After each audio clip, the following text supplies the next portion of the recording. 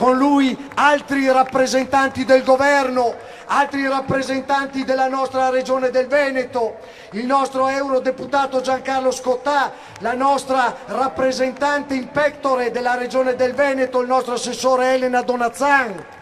Insieme tanti parlamentari, tanti uomini e donne che insieme alla politica vivono l'orgoglio e lo spirito dell'appartenenza e lo spirito di servizio alla nostra cara patria Italia.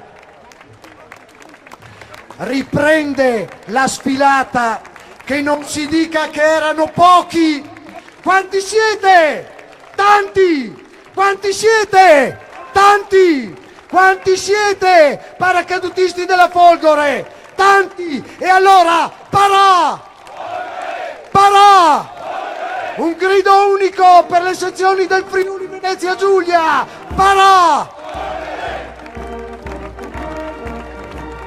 E spuntano i cappelli alpini, e spunta quella città di Gorizia nella quale si vanno a fare gli lanci di preparazione e di brevetto sotto controllo militare. Spuntano le storie ardite degli sconfinamenti quando il vento portava gli allievi parà dei nostri aeroclub e delle nostre sezioni dell'Associazione Nazionale Paracadutisti d'Italia a sconfinare e ad atterrare in terra slovena. Storie di gente vera, storie di gente pura, storie di gente sana. Certo, con un moto d'orgoglio, certo, qualche volta guasconi, certamente qualche volta fin troppo sprezzanti del pericolo, ma assolutamente degni del nostro rispetto per le loro idee, per la loro prontezza, per la speditezza con cui agiscono, per la determinazione con cui mirano al risultato e all'obiettivo. Combattere, vivere e muovere in isolamento, combattere, vivere e muovere contando solo su se stessi, combattere, vivere e muovere per l'orgoglio di appartenere e di servire il tricolore. Parà! Parà! E si apre il sole, parà! Un grido solo, all'unisono, parà!